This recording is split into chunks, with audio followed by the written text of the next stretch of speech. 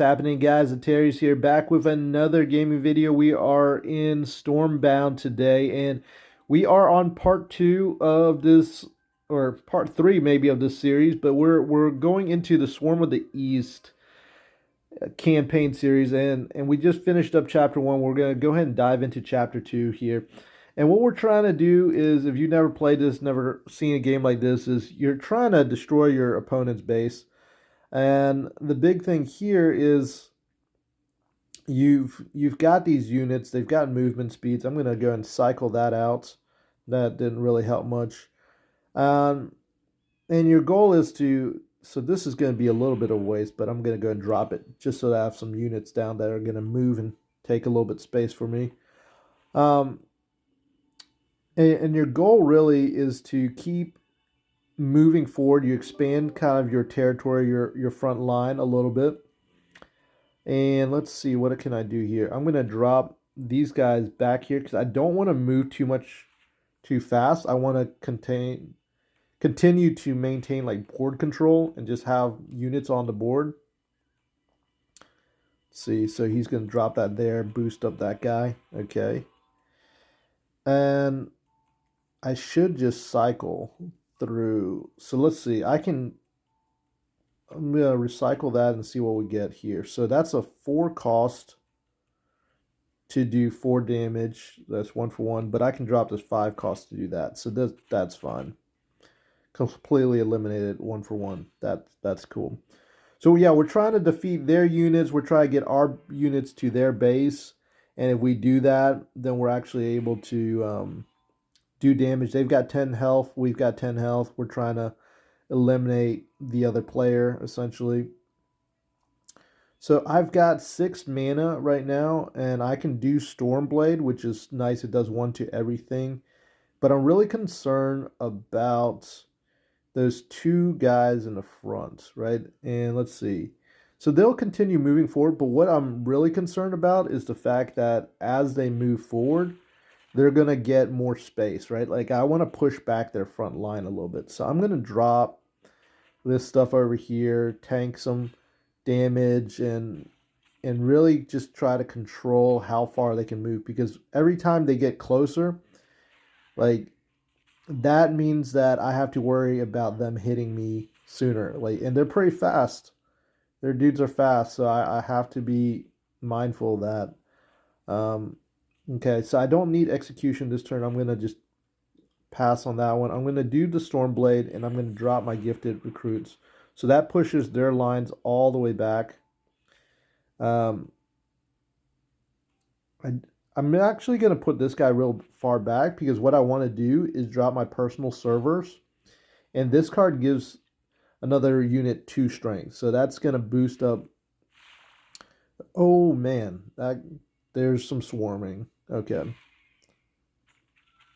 All right. So that, wow. I feel like they just got like a huge level up right there. So I'm going to try this. I don't know how this is going to work, but I'm going to drop my, okay, yes, it does 2 damage to everything in that line. I'm going to drop my green prototype to just destroy that guy, and I'm going to drop my personal server right here, and that's going to boost those guys up too. So that's awesome.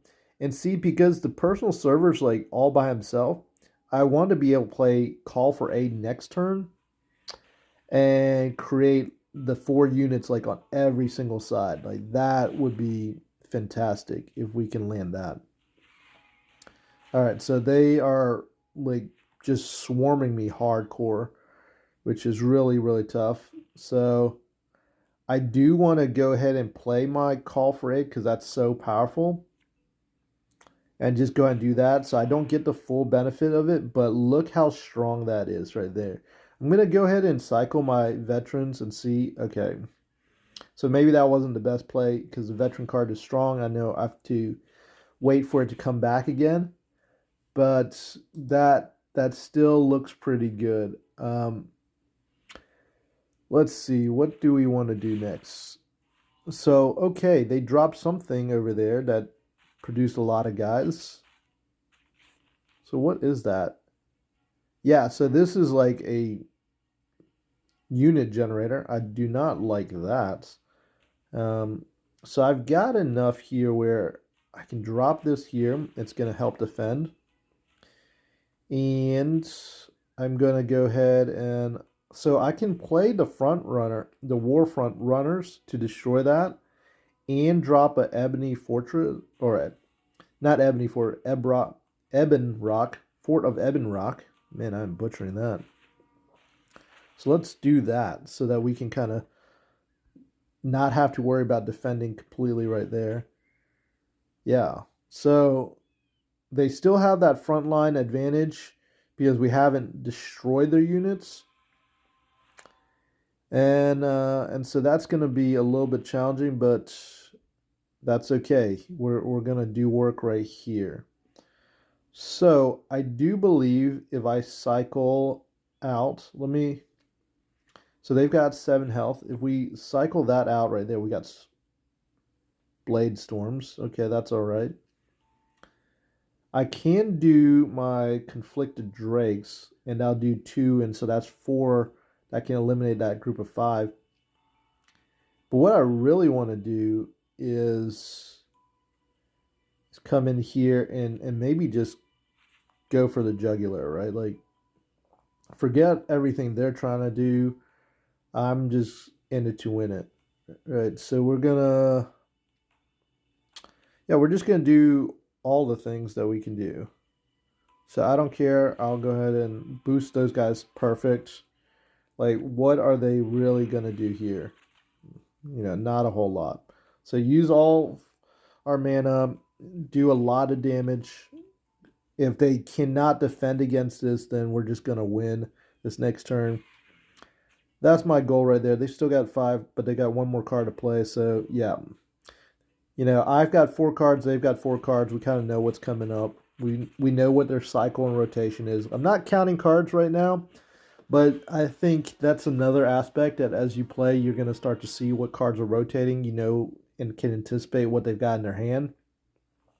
And even if you know what they have in their hand, the fact is, even with a lot of mana late in the game, you can only play 4 cards. So there's only so much they can do. So Doppelbock, play spawn a 1 strength satyr in front in the tile in front. Okay, so that's what we saw earlier. And then this is that spawning thing. So this could be really good at the beginning if you can play that. Start building up like a stack advantage, just queuing those guys. And it also tanks for 3. So that's not too bad. That's a good replacement for our base. So I'm going to go ahead and swap out some cards in my deck with that new one and see what that looks like. So this one right here, right, I want to. Okay, so you can actually level up cards. That's interesting. We'll find out more about that. There's meta progression here. So I'm going to go and cut it short over here and end this video right here. Hopefully you guys have been enjoying the series. There's a link in the description if you want to download it. It's a mobile game. I'm really enjoying Stormbound. I'm going to continue making these series until you guys tell me to stop. But I'm going to modify this deck, and the next one we're going to continue with this campaign, and I'll show you guys what changes I've made. So until next time, take care, you guys, and stay blessed. All right.